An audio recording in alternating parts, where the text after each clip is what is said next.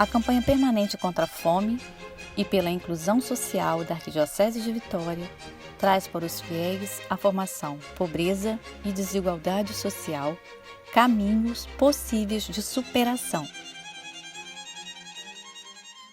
Ei, gente, retomando nossa conversa, sempre ouvimos falar de escravos, senzala, onde os escravos dormiam, mas pouco se fala do sofrimento por que passaram, sua captura na África, sua viagem pelos mares nos porões dos navios, as atrocidades cometidas contra eles, a destruição de suas vidas na sua comunidade, a destruição de suas culturas. Segundo historiadores, de cada 100 escravos embarcados, 10 morriam na viagem. Tristeza, maus tratos, péssimas condições de higiene, má alimentação, nada favorecia sua sobrevivência. Seus corpos eram simplesmente lançados ao mar. Entre os anos de 1500 e 1850, cerca de 5 milhões de africanos foram arrastados ao Brasil. Seus direitos?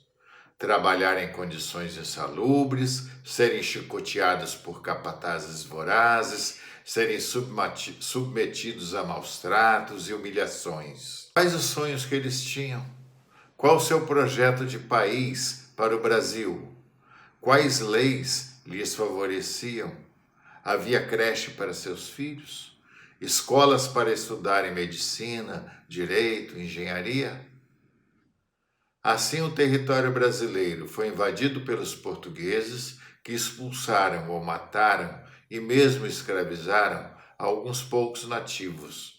Levaram muitas das riquezas que o território continha, ouro, madeiras, pedras preciosas, trouxeram africanos como escravos para trabalhar na roça, vendiam açúcar na Europa e, por força das disputas políticas na Europa, o rei de Portugal veio parar aqui em 1808. Nessa época, a maioria dos moradores já era nascida aqui, e havia mesmo alguns desse povo que falavam em separar o Brasil de Portugal. Mas aí Portugal, seu rei, veio parar aqui. Anos depois, ele retornou a Portugal, mas deixou aqui um filho, o príncipe Pedro, cuidando dos assuntos do território.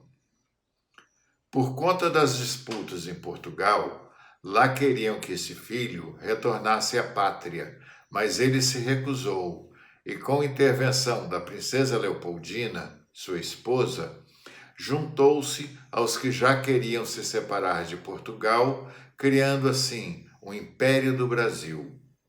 Mas quem tinha poder? O povo tinha um projeto de país?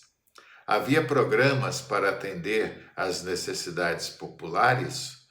Qual era a participação dos escravos e dos nativos? Havia escolas para todos?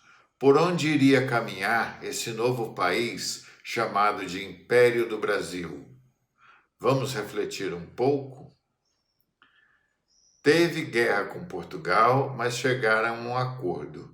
O Brasil, cujo imperador era português, D. Pedro I, pagaria as dívidas de Portugal, principalmente com a Inglaterra, e assim Portugal reconheceria a independência do Brasil. Desta forma começa a nossa dívida. Já haviam levado muito ouro, muitas pedras preciosas, madeiras, açúcar, aqui produzido pelos escravos, e ainda nos deixaram suas dívidas. Tá bom para você? Qual a participação popular na independência? E dos escravos? Qual projeto havia para o país? Como estava a elite? Vamos conversar?